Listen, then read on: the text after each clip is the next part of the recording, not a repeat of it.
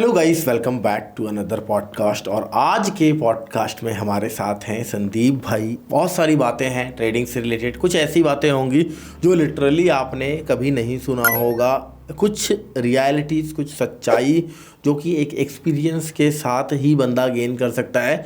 कोई bookish knowledge नहीं, या आप जितना मर्जी पढ़ लो शेयर बाज़ार के बारे में, वो चीज़ें आप गेन नहीं कर सकते जो आज डिस्कस होगा। क्योंकि आज ये जो चीज़ें बताने वाले हैं उन्होंने अपने एक्सपीरियंस से गेन किया है। संदीप भाई कैसे हो? बढ़िया जी, आप बताइए। बहुत अच्छी। तो संदीप भाई, आज ना आजकल काफ़ी ज़्यादा चल रहा है सेबी के बारे में। सेबी के जो रूल्स चेंज हुए हैं, जो एक्सपायरीज बंद हो गई, लॉट साइज बढ़ गए, आपके ट्रेडिंग पे कितना इम्पैक्ट पड़ा है? पर्सनली मेरे को इतना ज़्यादा इम्पैक्ट फील नहीं हो रहा।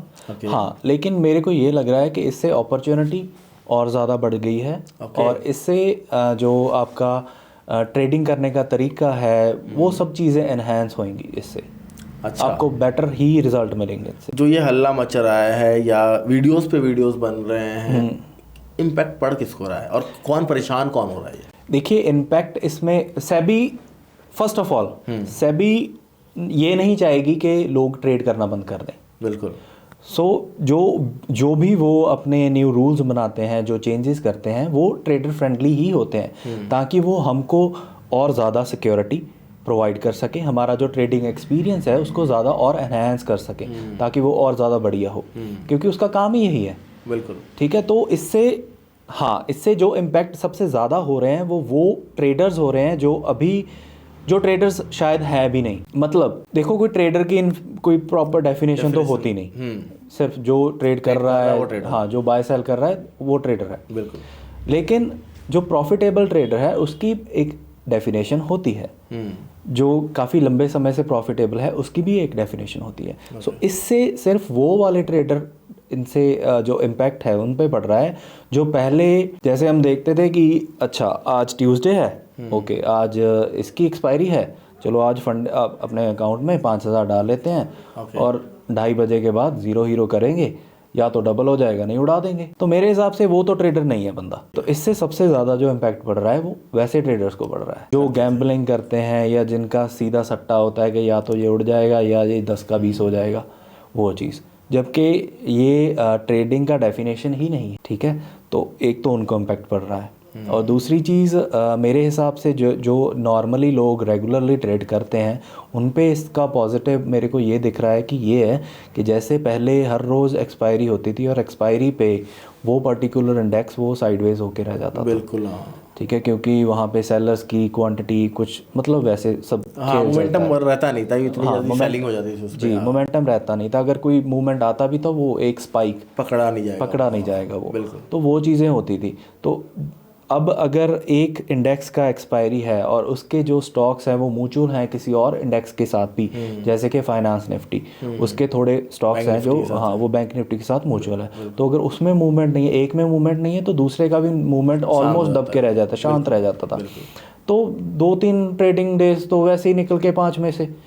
तो इसके लिए ये अब पॉजिटिव इम्पैक्ट ये है कि वो फ्री फ्लोट हो जाता है। एग्जैक्टली। जिसमें एक्सपायरी, बैंक निफ्टी हो गया, हाँ, मंथली अब अभी बैंक निफ्टी की मंथली एक्सपायरी हो गई है। अब आप देखो, मूवमेंट देख लो, पिछले कुछ दिन का ही उठा के देख लो, निफ्टी 0.50% ऊपर या नीचे होता था, लेकिन bank Nifty 1%, around more than 1% movement होती थी। तो मैं ये समझता हूँ कि ये सब चेंजेस हैं जो वो उसी की वजह से आए हैं, और ताकि मैक्सिमम जो इंडेक्स हैं वो ट्रेडेबल रह सके। तो इसके लिए ये चेंजेस हैं। और क्या चेंजेस आ सकते हैं आगे, क्या लग रहा है आपको? काफ़ी कुछ है ऑन द लाइन जो मेरे को दिख रहा है, जो मेरे को लग रहा है। जैसे छोटा सा एग्जांपल कि निफ्टी के शायद जो स्ट्राइक प्राइस हैं, जैसे अभी 50 रुपीज़ के डिफरेंस पे हैं, वो बढ़ सकता है, 100 भी हो सकता है, वो 200 भी हो सकता है। ओके, मतलब जैसे कि 22,500 का के बाद 22,550 है, वो हो सकता है 22,700, 22,900, 200 पॉइंट का अगर डिफरेंस आ गया। जी एग्जैक्टली। हाँ, इसका बेनिफिट भी होगा, मुझे लग रहा है कि फिर रेंज बड़ी मिल जाएगी एक्सपायरी के लिए ना। एग्जैक्टली के लिए इससे यही फर्क पड़ेगा कि अभी जैसे 50-50 पॉइंट के डिफरेंस से रेजिस्टेंस और सपोर्ट बन के रह जाती है, तो मार्केट वहीं पे स्विंग बनाता रहता है। बिल्कुल। तो अगर वो 50 की बजाय मान लो 150 पे हैं या 200 पे हैं, तो वही स्विंग बड़ा हो जाएगा। तो आपको अगर इंट्राडे में भी एक स्ट्राइक प्राइस और दूसरे स्ट्राइक प्राइस के बीच में मार्केट घूम रही है, तो भी आपके पास ट्रेडेबल पॉइंट लगभग 100 से 200 होंगे। हाँ, इस पे मार्जिन पे ज़रूर डिफरेंस पड़ेगा, क्योंकि एटीएम और ओटीएम और ITM में बहुत दूर हो जाएगा। बहुत फर्क पड़ जाएगा। प्रीमियम के जो प्राइजेस हैं वो बहुत ज़्यादा डिफरेंस हो जाएगा जी। अगर आप ATM पे ट्रेड करते हो, अगर उसके बाद है तो दूसरा 300। हाँ, आपने सोचा है कि मैं अब ITM करूंगा, इन द मनी ट्रेड करूंगा, तो वो उसमें आप ले लोगे एक 100 का है तो दूसरा 300 का होगा। देखते हैं क्या चेंजेस आ रहे हैं आगे, जो भी होंगे शायद ट्रेडर्स के हित में ही जी बिल्कुल। सो अभी जैसे आप ट्रेडिंग वगैरह करते हो, आपने बताया था कि आप कनाडा भी रहे हो, राइट?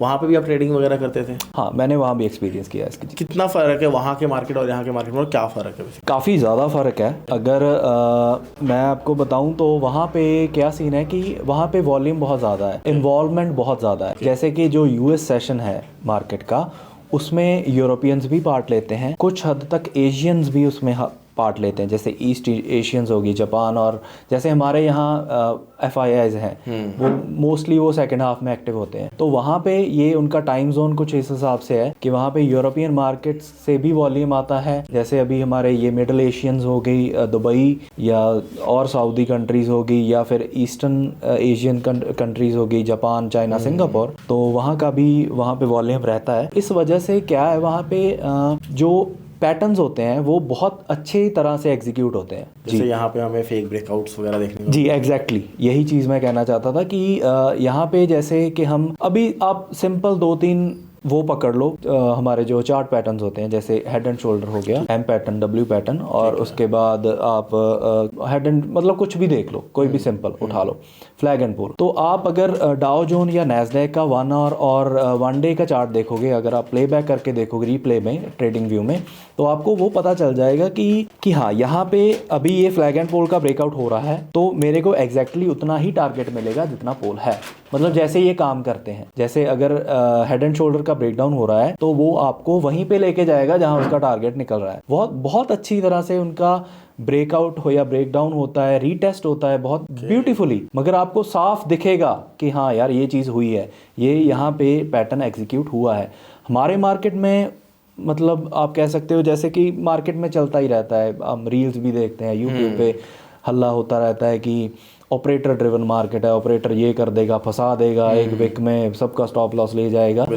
तो वो चीज़ वहाँ पे एक्सपीरियंस नहीं, मेरे को लगता है कि वहाँ पे नहीं है चीज़ें, क्योंकि वॉल्यूम बहुत ज़्यादा है। रिटेल इन्वेस्टर्स हैं, जो रिटेलर्स हैं, उनका इन्वॉल्वमेंट भी बहुत बहुत ज़्यादा है। तो इंडियन मार्केट में जैसा हमने अभी डिस्कस किया, ऑपरेटर ड्रिवन या SL हंटिंग, फेक ब्रेकआउट्स, इन चीज़ों से फिर कैसे बचा जा सकता है इंडियन मार्केट में, जो basically bank Nifty and other चीज़ें ट्रेड कर रहे हैं? मैंने इसको ऐसे एक्सपीरियंस किया है कि आप अपना टाइम फ्रेम बड़ा कर दो।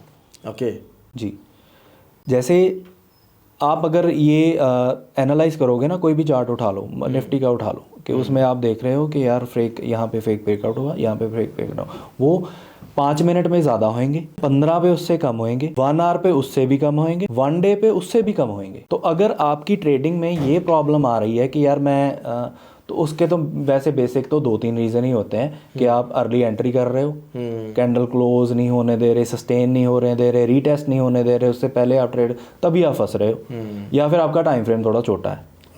जी, 1 आवर पे आपको वो बहुत कम दिखेंगे। जैसे कि मान लो आपने 9:15 बजे सेशन शुरू हुआ हमारा, 9:30 बजे तक आपने देखा है कि यार ब्रेकआउट दिखा रहा है, ठीक है, और 9:45 बजे तक वो वापस भी आ गया, फिर ब्रेकआउट होने के बाद रुका भी लेकिन वापस आ गया। तो उस टाइम पे आप ट्रेड मत ही करो। तो आप अगर आपको लग रहा है कि हाँ यार मैं यहाँ पे ज़्यादा लॉसेस दे रहा हूँ, तो आप वेट करो 10:15 बजे तक, 1 घंटे की कैंडल कंप्लीट होने दो, उसके बाद आप जैसे आपको लग रहा है, आपने एनालिसिस किए हैं, उसके हिसाब से आप ट्रेड करो। मैक्सिमम लोग बेसिकली यही करते हैं कि 9:15 में जैसे ही मार्केट खुला तुरंत ट्रेड ले लिया। वहाँ पे फ्लक्चुएशंस बहुत रहती हैं, एल्गोज, कल के पोजीशंस लोग काट रहे हैं। बहुत सही कहा आपने, फर्स्ट 1 आवर अवॉइड करना जरूरी है। जी बिल्कुल। तो इंट्राडे ट्रेडिंग की अगर हम बात करें, आप जैसे अभी ट्रेड कर रहे हो, आपका ट्रेडिंग का स्टाइल क्या है मुझे नहीं पता है, बट मैं आपसे जानना चाहूँगा। लेकिन इंट्राडे ट्रेडिंग, जो वर्ड इंट्राडे, उसको आप कैसे देखते हो और क्या डेफिनेशन है इंट्राडे का आपके नज़र में? मेरे मतलब में इंट्राडे का डेफिनेशन वही है कि वो ट्रेड, मोमेंटम ट्रेड कह सकते हो आप। Okay, in simple words, momentum के आपको दिख रहा है, मूवमेंट है, और उसके लिए आपने एक शॉर्ट टर्म के लिए थोड़ी सी बड़ी स्कैल्पिंग कह लो आप, जो कि वो 1-2 मिनट में नहीं बंद होएगी, वो 15-20 मिनट चलेगी। वो वाली स्कैल्पिंग को आप कह सकते हो कि इंट्राडे ट्रेड है मेरी नज़र में। उनको मैं अगर एक ऑप्शन बायर है, आप ऑप्शन बायर के नज़रिए से बता रहे हो जी, तो अगर कोई बंदा कहता है कि मैं एक इंट्राडे ट्रेडर हूँ, मॉर्निंग में वो पोजीशन बनाता है और 3:30 बजे तक एंड तक बैठा रहता है लॉस में, अगर तो उसका प्रॉफिट आ गया 2000, 3000, 4000 का, तो वो काट लेता है तुरंत, चाहे 5 मिनट में आ जाए। बट अगर उसको लॉस हो रहा होता है तो वो एंड तक बैठ जाता है। ज़्यादातर हमने ये चीज़ें देखी है जी। इसके पीछे की बेसिकली बंदे में क्या साइकोलॉजी होती है और उसको कैसे इस चीज़ को वो चेंज कर सकता है, इसको कैसे ओवरकम कर सकता है?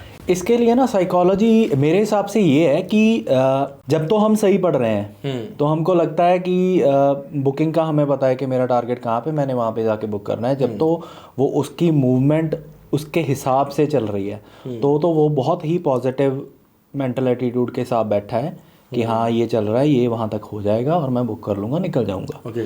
जब उसके हिसाब से नहीं चल रहा तो उसका जो वो पॉजिटिव मेंटल एटीट्यूड था वो एक्स्ट्रा पॉजिटिव मेंटल एटीट्यूड हो जाता है कि मैं तो गलत हो ही नहीं सकता जी। मैंने ये चीज़ को अगर ये पैटर्न बना के ये मैंने ट्रेड लिया है, अब अगर ये दूसरी तरफ जा रहा है तो ये ऊपर जाएगा ही जाएगा। तो मेरा जो पोजीशन है वो जहाँ तक मैंने उसका टारगेट लगाया है वो प्रॉफिट में जाएगा ही जाएगा। वो बस यही सोच के बैठा रहता है। इंट्राडे के हिसाब से हम कहते हैं कि एक सक्सेसफुल इंट्राडे ट्रेडर मेरे हिसाब से वो है जिसका अपना कोई व्यू नहीं है कि मार्केट आज ये करेगी, आज बुलिश रहेगी, आज बियरिश रहेगी। फिर इंट्राडे ट्रेडर का वो व्यू नहीं होना चाहिए मेरे हिसाब से।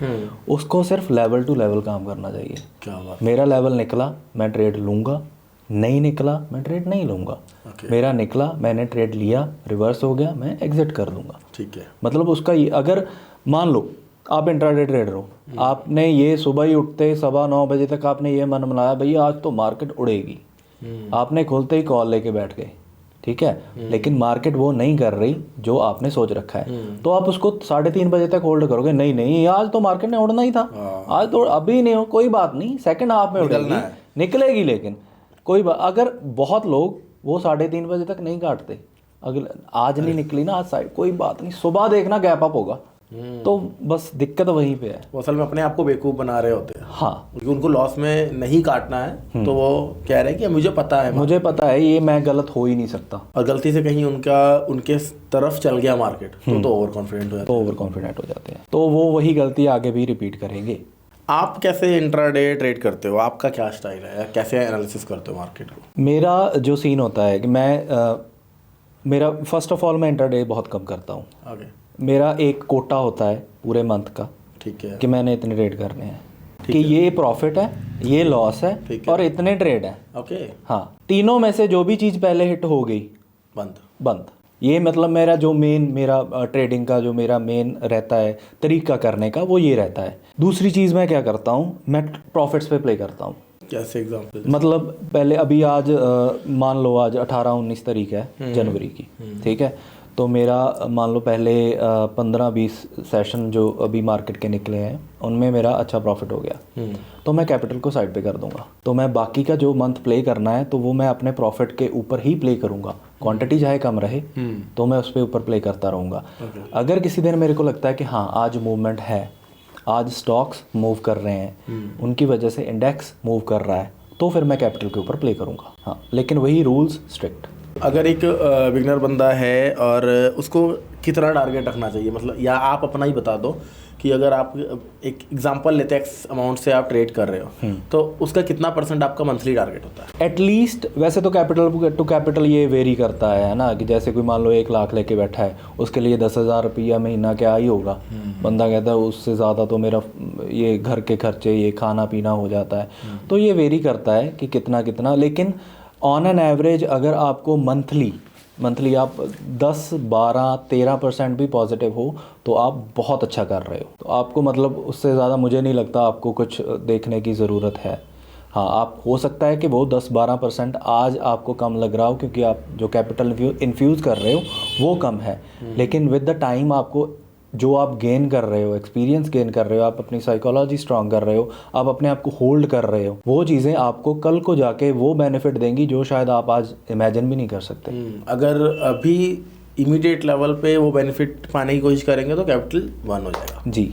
वो एक्चुअली कोई तरीका Time होता ही नहीं ट्रेडिंग करने का ना। अगर मान लो कि कोई ऐसी दुनिया में कोई चीज़ हो जो पैसा डबल कर दे 1 महीने में, तो ये सब जो बिज़नेस खोल के बैठे हैं लोग, दुकानें खोल के बैठे हैं, वो इनमें क्या मत्थापच्ची करेंगे।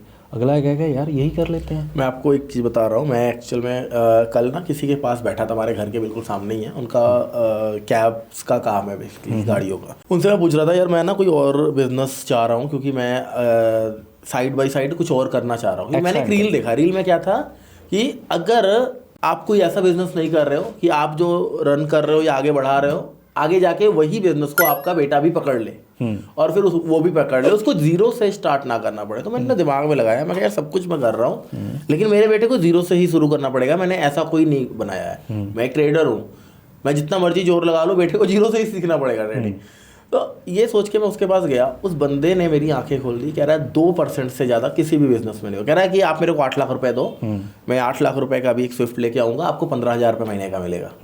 2%। ट्रेडिशनली इसको वैसे अगर आप इकोनॉमिक्स में किताबों में पढ़ोगे, है ना, वो सारी चीज़ें देखोगे, तो मिनिमम तो चलो 0 भी हो सकता है, लेकिन ऑन एन एवरेज 1% का रिटर्न माना जाता है मंथली। अगर आप 1 करोड़ लगा रहे हो तो आप उससे 1 लाख बना सकते हो। बता रहा हूँ मैं कि कोई भी बिजनेस कह रहा है कर लो, 2% से ज़्यादा नहीं मिलेगा, लेकिन हम ट्रेडिंग में चाहते हैं कैपिटल डबल हो जाए। वो अनरियलिस्टिक हो जाता है, नहीं होता इतना। मतलब आप कितना, आप अगर मान लो किसी बंदे के पास 1 करोड़ की कैपिटल है, तो क्या आपको लगता है कि वो 1 करोड़ रुपए के ट्रेड लेता होगा?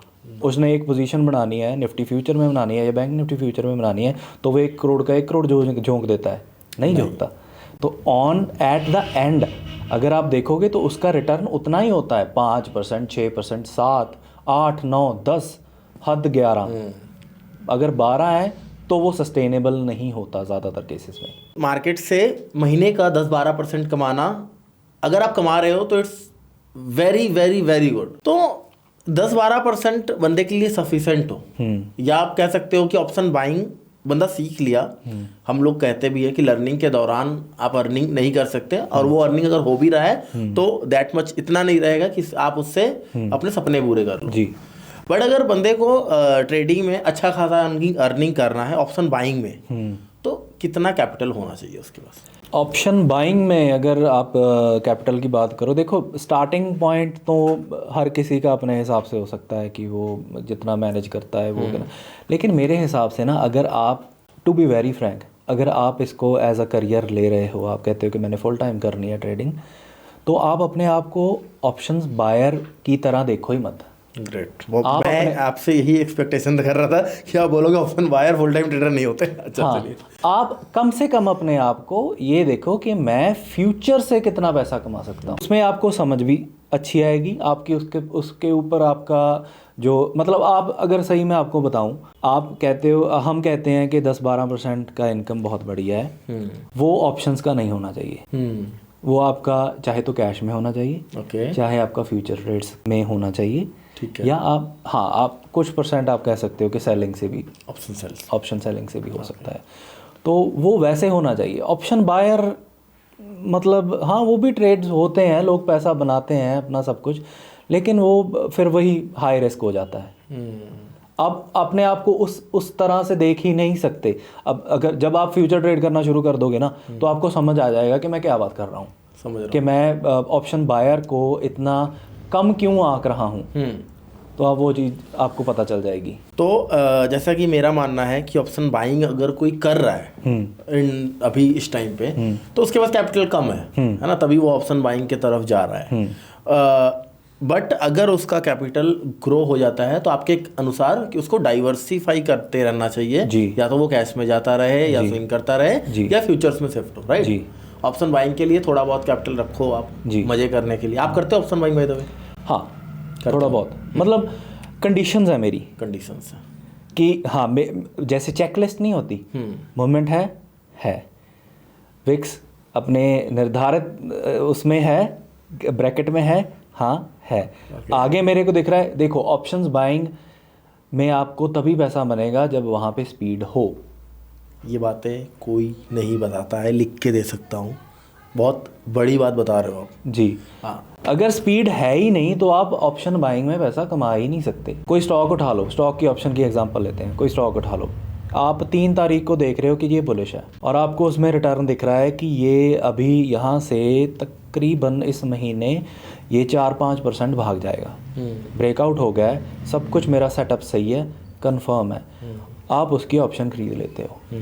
ठीक है, अब उसका 1 महीने में एक्सपायरी है। अगर उसने लास्ट वीक में मान लो आपके टारगेट को हिट भी कर दिया तो आपका हो सकता है कि नुकसान हो, या फिर आप कॉस्ट टू कॉस्ट ही निकालोगे उस ऑप्शन को। अगर उसकी जगह पे आपके पास कैश में उसको होल्ड कर रखा है या फ्यूचर होल्ड कर रखा है तो आपको वो पैसे छोड़ जाएगा।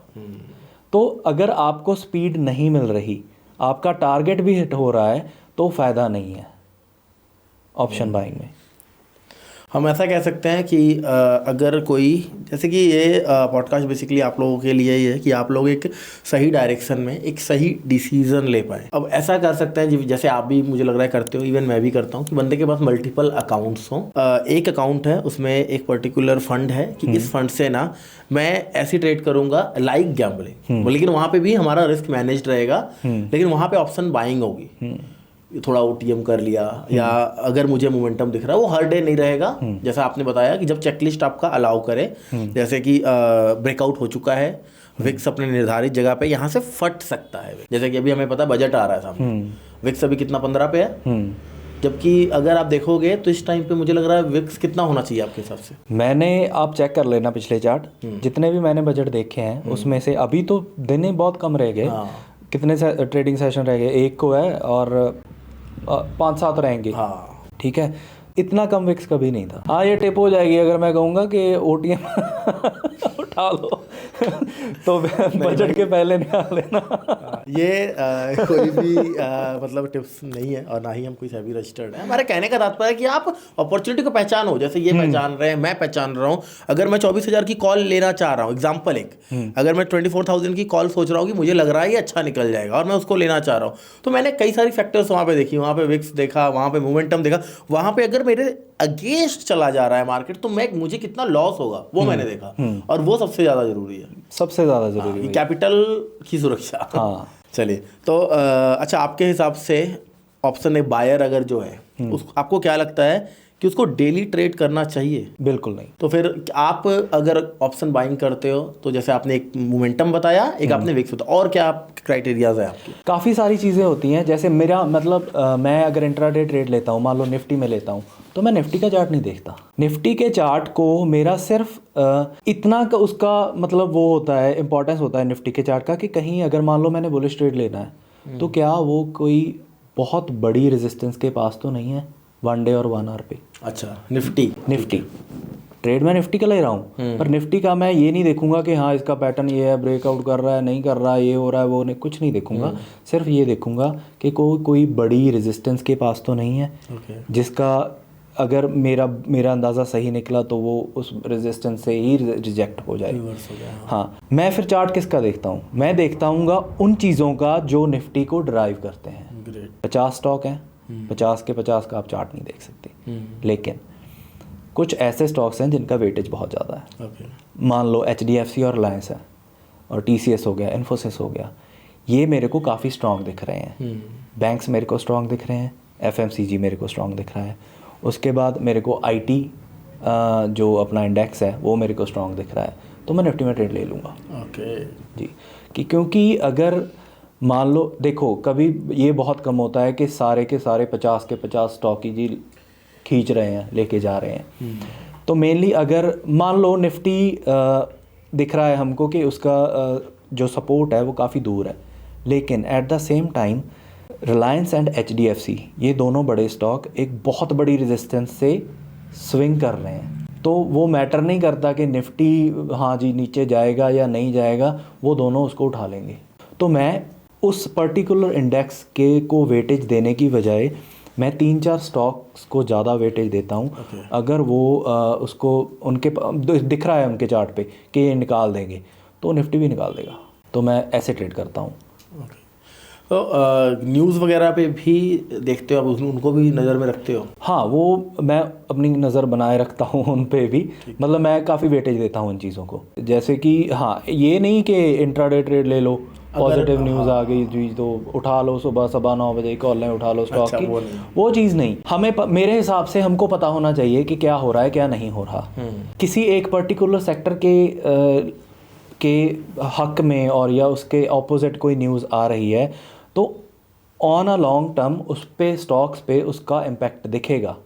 तो आप इसको एज अ स्विंग और एक इन्वेस्टमेंट पर्पस के लिए आप उसको यूटिलाइज कर सकते हो। फॉर एग्जांपल, जैसे अभी हमारे ऑटो सेक्टर्स में पहले पीछे एक दिक्कत आई थी चिप शॉर्टेज की।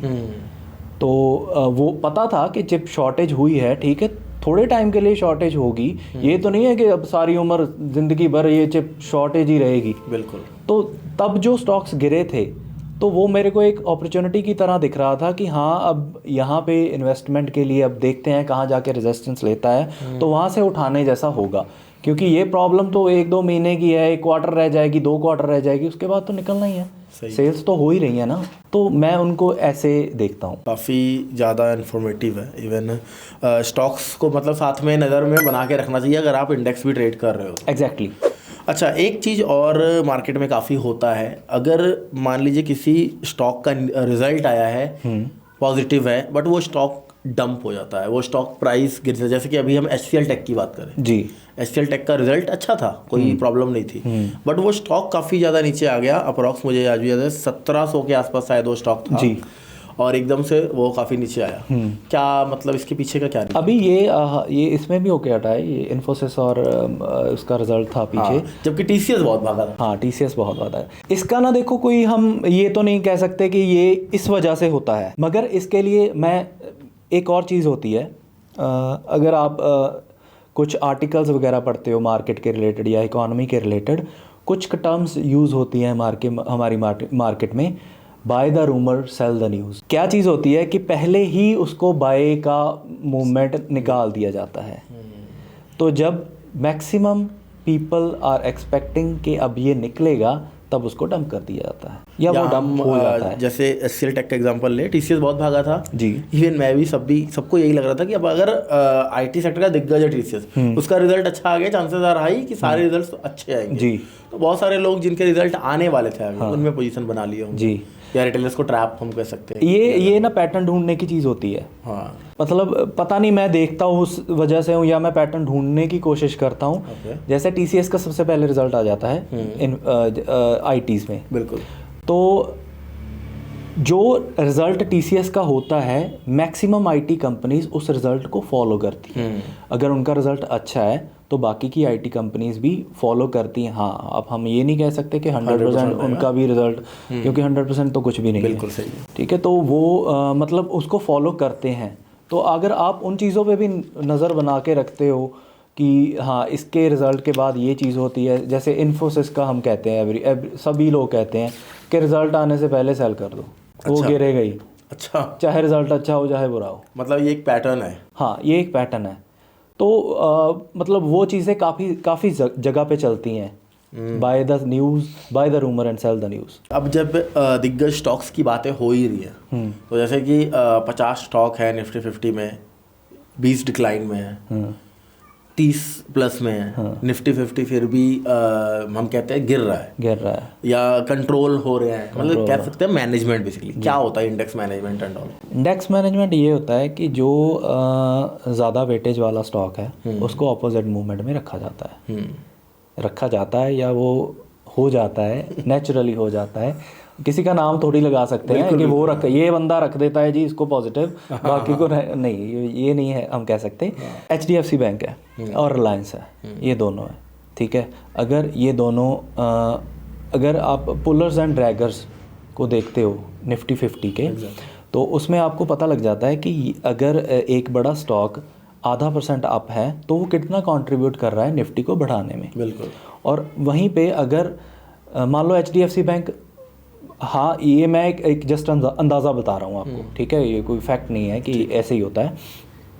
HDFC बैंक अगर 0.50% अप है और वहीं पे मान लो कोई छोटा स्टॉक उठा लो, मान लो कोई सन फार्मा जैसे उठा लो, ठीक है, वो 3% डाउन है, तो HDFC का आधा % उस 3% को काट देगा, कैप कर देगा, हाँ, गायब क्योंकि कर देगा। उसकी सन फार्मा की वेटेज कम है। वेटेज कम है। तो इंडेक्स मैनेजमेंट वैसे ही होता है जैसे कि अभी एक दिन में 3 रिजल्ट आए थे, रिलायंस, इन्फोसिस एंड एक्सिस बैंक। रिलायंस अप था, इन्फोसिस एंड एक्सिस बैंक डाउन था, लेकिन वो रिलायंस उन दोनों की वेटेज को खा रहा था, तभी निफ्टी भाग रहा था। एग्जैक्टली हालांकि उनका भी वेटेज काफ़ी ज़्यादा है।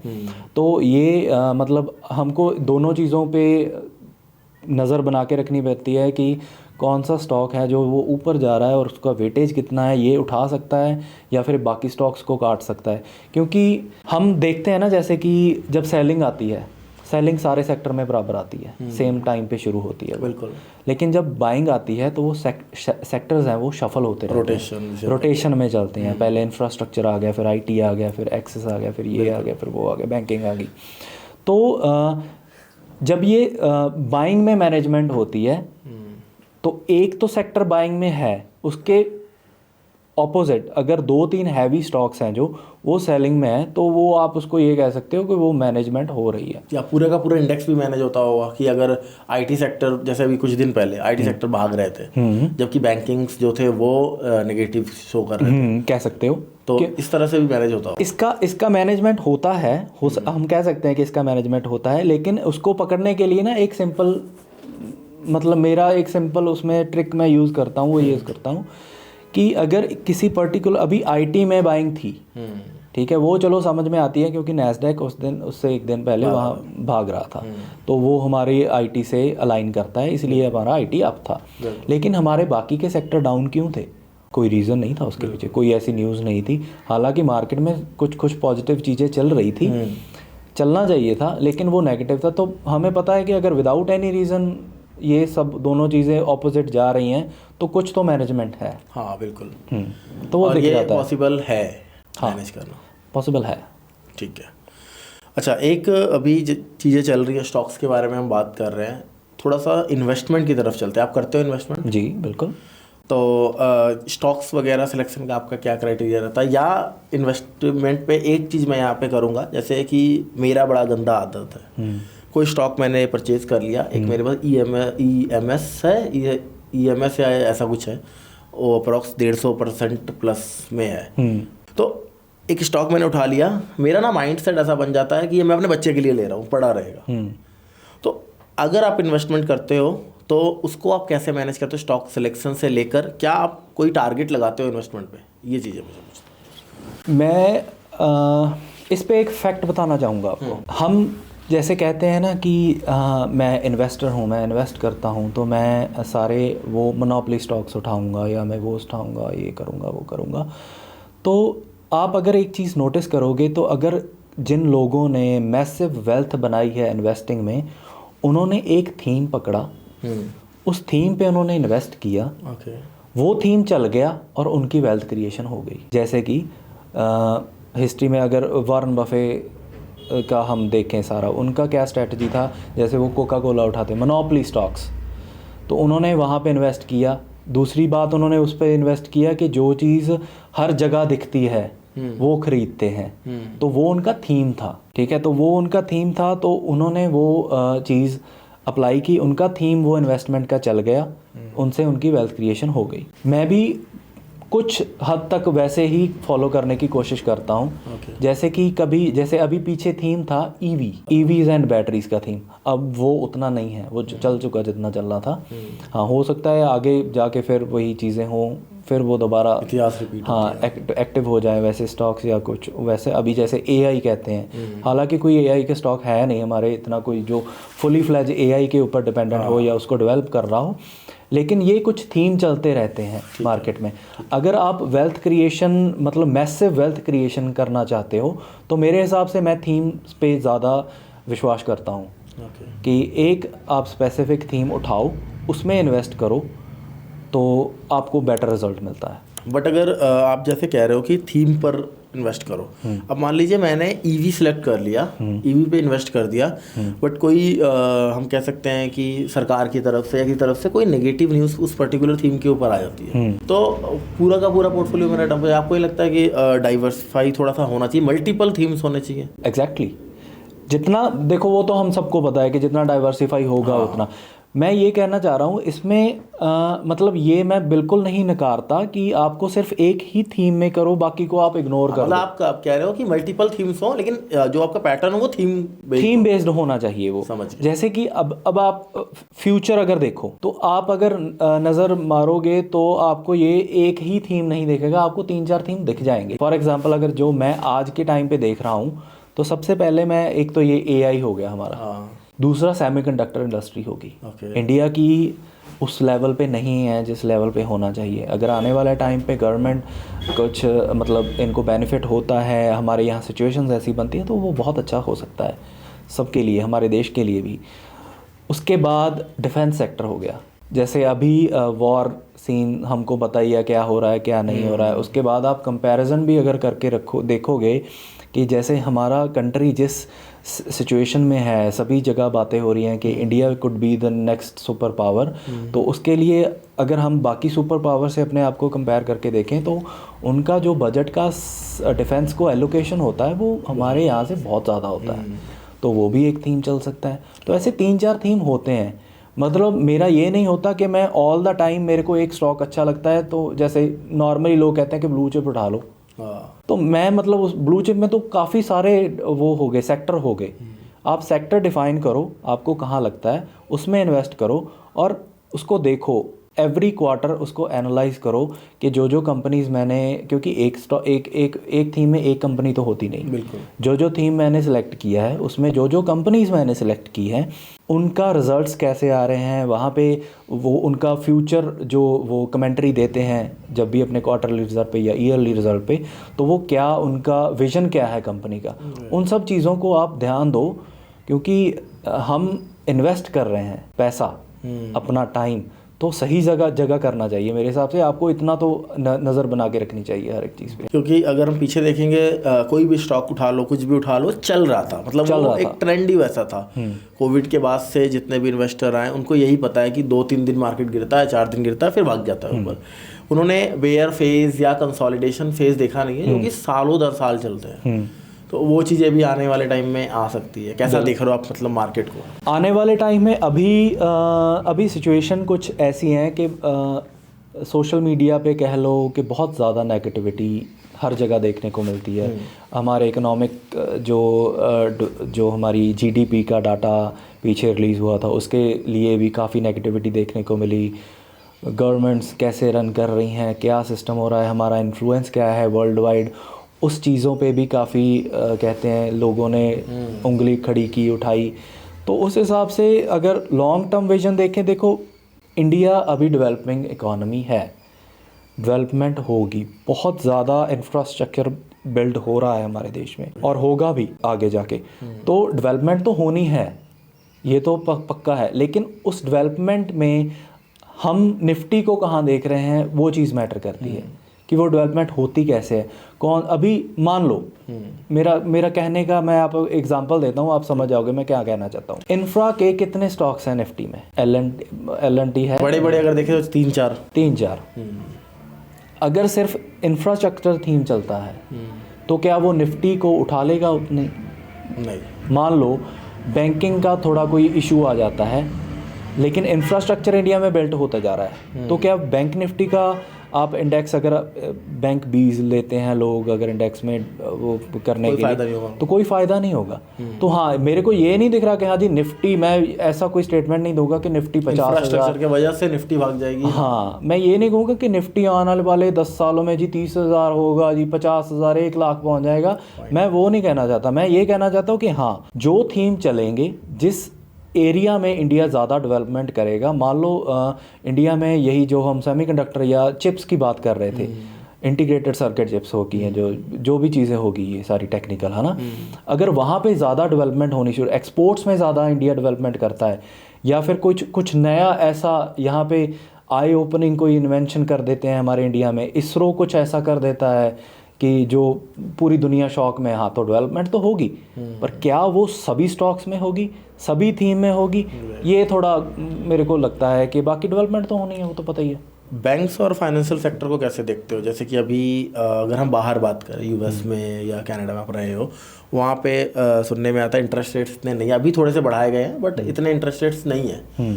तो आगे आने वाले टाइम में बैंक्स का कितना फ्यूचर है और वो कैसे कारोबार करेंगे बेसिकली? हमारे यहाँ पे अभी पिछले कुछ टाइम में ये चीज़ बढ़ी है, पहले ऐसा नहीं था। अगर आप भी देखें तो मैं आज से 5-6 साल पहले की बात, जब से ये बजाज कार्ड, बजाज फिनसर्व के कार्ड आए हैं, उससे पहले कोई भी ईएमआई पे नहीं था। तो हमारे देश में लैंडिंग बढ़ी है, और बाहर भी लैंडिंग का प्रचलन बहुत, बाहर तो सब कुछ लैंडिंग पे ही है, जबरदस्ती पकड़ाते हैं। हाँ, सब कुछ बाहर। अगर आप कुछ भी लेने, आप गाड़ी, अभी तो यहाँ पे तो लोग कैश गाड़ी ले लेते हैं या सेकंड हैंड गाड़ी ले लेते हैं, वहाँ पे अगर लेते हैं तो वो भी बंदा अपने क्रेडिट पे ही लेता है। तो अभी हाँ, बैंकिंग सेक्टर में हमारे बहुत बड़ा एक मार्केट है जो लैंडिंग का ये चीज़ है, क्रेडिट की, तो उसमें बहुत पोटेंशियल है अभी हमारे यहाँ पे, हो सकता है।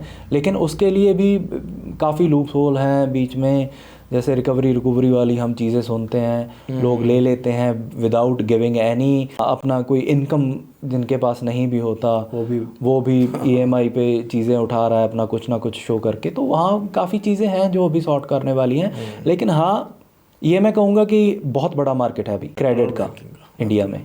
तो इसका डायरेक्टली हमको पता ही है, जैसे आरबीआई ही रेगुलेट करता है तो बैंक्स को बहुत बढ़िया बेनिफिट होता है। बाकी यहाँ पे हाँ, एक और चीज़ भी है, प्राइवेट लेंडर्स बहुत हैं, वो ज़्यादा है मार्केट, कैश पकड़ाने वाले लोकल, आपके लोकल, जिससे आपकी जान पहचान होती है, आप थोड़ा ले लेते हो, फिर उनको ब्याज पे पैसा लेने वाले, हाँ वो चीज़ है। लेकिन वो वहीं पे आ जाती है ना फिर चीज़, क्योंकि सिंप्लीफाइड नहीं है बैंकिंग क्रेडिट का सिस्टम। अगर उसमें आने वाले टाइम में वो उन चीज़ों को, प्रोसेसेस को सिंप्लीफाई करते हैं, आपका क्रेडिट लेना बहुत ईजी हो जाता है, सारी चीज़ें बहुत इंटीग्रेटेड कर देते हैं एक दूसरे पर, चाहे पैन कार्ड पे ही हो जाए, चाहे आधार कार्ड पे ही हो जाए आपके पे, तो फिर काफ़ी बिजनेस बढ़ेगा, बहुत पोटेंशियल है फिर। हाँ, ज़्यादातर लोग तो इसलिए भी नहीं जाते हैं लोन के चक्कर में, या यार इतने कागज देने पड़ेंगे, रिजेक्ट ही हो जाना है। एग्जैक्टली, वो प्रोसेसिंग है जो वो लेंदी है। कहीं तो बंदा अपनी जान पहचान वाले को एक फ़ोन घुमाता है, यार 10,000 रुपये की ज़रूरत है, मेरा कर दे यार कुछ, ऐसे नहीं तो वैसे हो जाता है, उसमें कोई कागज भी नहीं देता, बस जस्ट ट्रस्ट बेसिस पे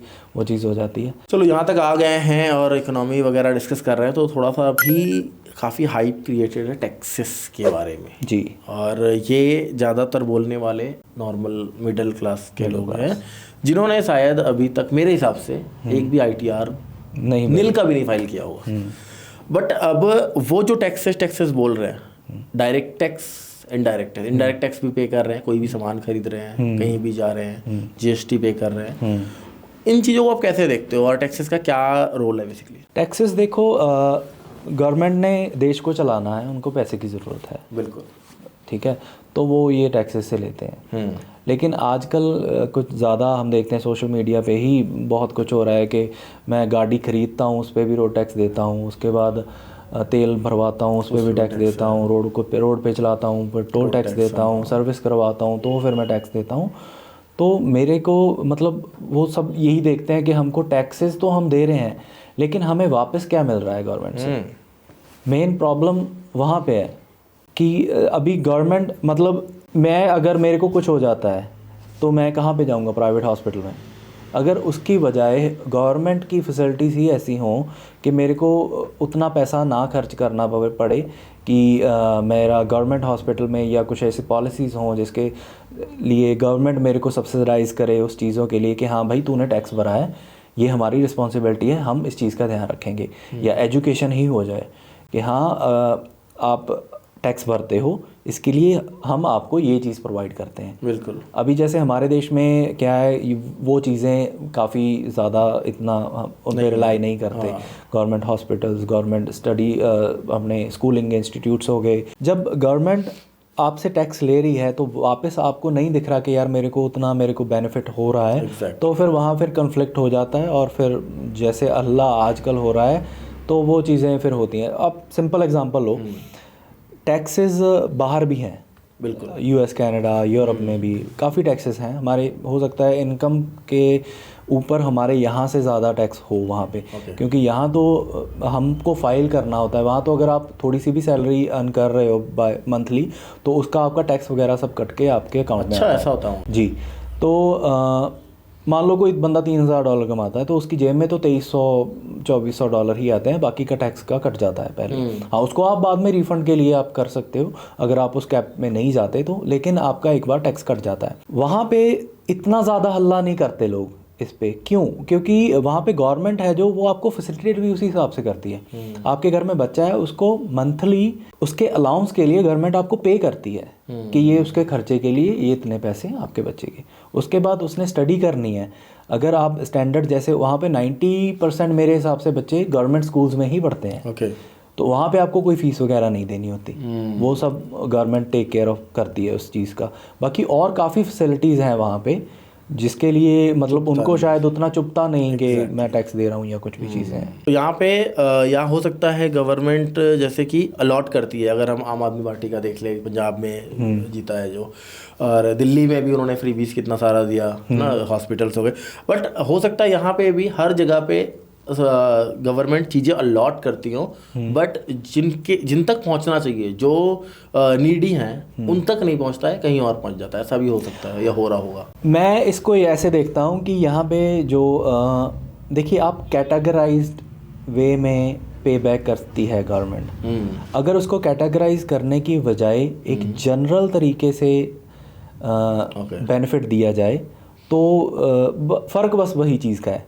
अब जैसे कि फ्रीबीज होते हैं, वो कैसे दिए जाते हैं? एक स्पेसिफिक कैटेगरी को कि हाँ, हम वुमेन को इतना करेंगे, तो वो एक बस फ्री कर दिया। तो वो एक कैटेगरी को टारगेटेड मतलब बेनिफिट होता है, तो उसको ज़्यादातर नहीं गिना जाता कि आप जनरल व्यू में उसको नहीं ले सकते। अब उसकी बजाय आप अगर उन सब को बंच करके एक बिग चंक एक जनरली सबको बेनिफिट दे दो थोड़ा, तो वो मेरे हिसाब से ज़्यादा काउंट होएगा। गवर्नमेंट के पास पैन कार्ड है सबका, कुछ मतलब इस तरीके से होना चाहिए। मुझे लगता है कि किसके पास कितना वेल्थ है या कितना पैसा है आपको पता है। जो असली हकदार है उन तक अगर चीज़ें पहुँचे तो ज़्यादा बेनिफिट हो। एग्जैक्टली। टैक्सेस तो हमने डिस्कस कर लिया, और टैक्स एक बड़ा मुद्दा है। तो अब 1 फरवरी को बजट भी पेश होगा, आम बजट। तो वहाँ पे आपको क्या लगता है, क्या चीज़ें हाईलाइटेड रहेंगी? सबसे बड़ा तो ये टैक्सेस का ही रहेगा, क्योंकि अगर आपने भी एक्सपीरियंस किया है तो पहले कोई भी ऐसा बजट नहीं गया कि बजट आने वाला हो और उसकी बातें ना हो रही हों। बिल्कुल, हाँ, बहुत पहले से ही चीज़ें चलने लग जाती है। टीवी पे, मार्केट में भी हमको देखने को मिल जाता है कि महीना 1.5 महीना पहले ही लोग डिस्कस करना शुरू कर देते हैं। लोग स्टॉक्स डिस्कस करना शुरू कर देते हैं कि इस बार ये चलेगा, ये होगा। इवन लास्ट बजट में तो हमारी गवर्नमेंट डायरेक्ट आगे कह रही थी पीएसयू उठाओ। एग्जैक्टली। हमारे मिनिस्टर बोल रहे थे खुद आके कि ये होने वाला है, तो अगर ये कर लोगे तो वो आपको काफ़ी बेनिफिट होगा। लेकिन इस बार कोई भी उस चीज़ पे चर्चा नहीं हो रही। तो एक ये मेरा कंसर्न है खाली कि ये होता है, ये क्यों हो रहा है ऐसा बाजार फेंकेंगे तो नहीं 22,000 देखो, वो तो मौके पे पता चलेगा कि क्या हो रहा है क्या नहीं हो रहा। वो तो जब वहाँ पे स्टेटमेंट होना शुरू, वो लाइव चलेगा जब यूट्यूब पे, तभी पता चलेगा कि क्या दे रहे हैं क्या नहीं दे रहे। हाँ, लेकिन रूमर्स बहुत हैं जो ये कह रहे थे ना कि हम ये टैक्स के जो कैप्स है वो चेंज कर देंगे। तो वो कह रहे थे कि 15 लाख तक अगर आपकी इनकम है तो वो उसको मतलब कुछ और भी चल रहा था कि हस्बैंड वाइफ या पूरी फैमिली का एग्जैक्टली। हाँ, मैं वही पे आ रहा था कि अभी कुछ रिसेंटली जो रूमर्स चल रहे हैं मार्केट में, तो वो ये चल रहे हैं कि शायद वो ऐसे कर देंगे कि जैसे एक बंदा अर्नर है, उसके ऊपर डिपेंडेंट कितने लोग हैं, तो उस हिसाब से शायद उसकी इनकम को किया जाएगा एनालाइज, और उस हिसाब से उसके ऊपर टैक्स होएगा। या फिर दूसरा कि अगर घर में 2 ही लोग हैं, मियाँ बीवी दोनों कमा रहे हैं, तो उनका कंबाइंड इनकम क्या है, और उस हिसाब से उनके ऊपर एक ब्रैकेट रखा जाएगा, उस हिसाब से टैक्सेस होंगे। तो काफ़ी कुछ चल रहा है। मेनली तो बजट में अब तक जो चीज़ें सुनी हैं मार्केट में, जो भी बातें हो रही हैं, वो सिर्फ और सिर्फ टैक्स के ऊपर हो रही हैं। उसके बिना किसी भी सेक्टर के बारे में कुछ भी नहीं। जैसे हम पहले देखते थे ना कि काफ़ी बड़ी कंपनीज़ के जो प्रमोटर्स होते हैं, जो मतलब ट्रस्टीज़ होते हैं, वो बोर्ड ऑफ डायरेक्टर्स हो गए काफ़ी कंपनीज़ के, तो वो अपने प्रेस कॉन्फ्रेंसेस रखते थे। जैसे अभी ये रिज़ल्ट चल रहे हैं है ना। तो रिजल्ट के बाद जब वो अपना स्टेटमेंट देते हैं कि हमारा ये क्वार्टर ऐसा रहा, अगली बार हम ये चीज़ देख रहे हैं, हमारी कंपनी का ये विजन है, ये है, तो वो उसमें भी डिस्कस करते थे कि हमारा ये ऑर्डर मिल सकता है। हाँ, उसमें वो बजट की भी बात करते थे कि हमारा ये एक्सपेक्टेशंस है कि ये चीज़ें गवर्नमेंट के ध्यान में आए तो उसकी वजह से हमारा जो हमारा बेनिफिट होगा, हमारा सेक्टर और बढ़िया वो कर सकता है, परफॉर्म कर सकता है। लेकिन इस बार कुछ भी नहीं है, सब साइलेंट है। तो मतलब अभी कुछ कह नहीं सकते कि क्या होगा क्या नहीं। मैं तो ये कहूँगा अगर कुछ कर रहे हो तो हेज करके करो। वहीं आना चाह रहा था कि अगर मैं बजट के लिए कुछ पोजीशंस बनाना चाह रहा हूँ, मान लो मेरे पास 1 लाख रुपए है और मैं चाह रहा हूँ इस 1 लाख को 1 करोड़ में बदलना है, हो जाएगा? तो आप उसका विड्रॉ डाल लो, आप ही के शब्द में आपको कहूँगा, तो आप उसको विड्रॉ कर लो, आपका 1 लाख का प्रॉफिट हो जाएगा। ग्रेट। तो चलिए अब जेन्युइन आ जाते हैं कि मैं कोई पोजीशन बनाना चाह रहा हूँ बजट को देख के, क्या कुछ कर सकता हूँ, क्या कुछ ऑप्शंस है?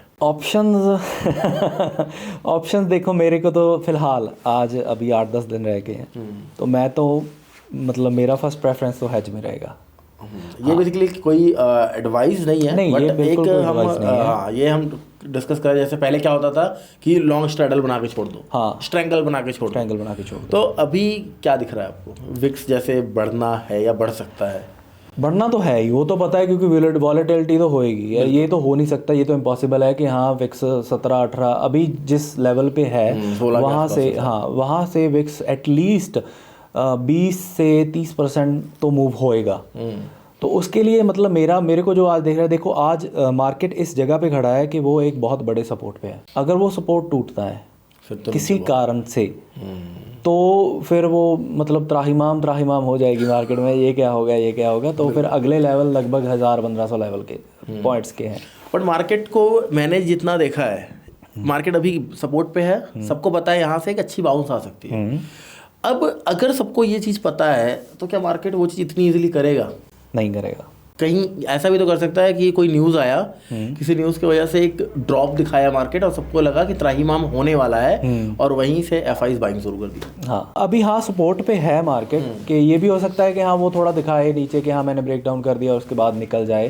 तो होने को तो कुछ भी हो सकता है, लेकिन हाँ मैं ये देखता हूँ कि अगर आपने बजट वाकई में प्ले करना है तो hedge is the best option और राइट नाउ, क्योंकि विक्स डाउन है। ये भी हो सकता है कि बजट के पहले विक्स बढ़ जाए और आपको दोनों तरफ आपका प्रॉफिट हो जाए। हाँ, ये कह सकते हैं कि यार अनएक्सपेक्टेड प्रॉफिट प्लान ही मत करो, वो जुआ है। फिर एक काम करो, बजट में अगर जुआ खेलना है तो जाके मटके मुटके ताश खेल लो, वो ज़्यादा कुछ कर लो, वो ज़्यादा बढ़िया होगा। तो बजट को आप या तो ट्रेड मत करो, या करना है 2-4-5 हज़ार फन के लिए कर लेना, बहुत है। आप ये मत सोचो कि मैं 20 लाख के लॉस में हूँ, 50 लाख के लॉस में हूँ, 1 लाख से सारा लॉस इस बजट में कवर हो जाएगा। नहीं, वो नहीं होता। चलिए अभी एक पॉइंट काफ़ी बड़ा है, कोविड में जितनी सेलिंग हुई थी एफआईज के तरफ से, ये कुछ मंथ्स में उससे ज़्यादा सेलिंग कर चुके हैं एफआईज, और अभी तक वो लगातार बेच रहे हैं। उनके माइंड में चल क्या रहा है? कहीं ऐसा तो नहीं कि इंडिया के ऊपर वो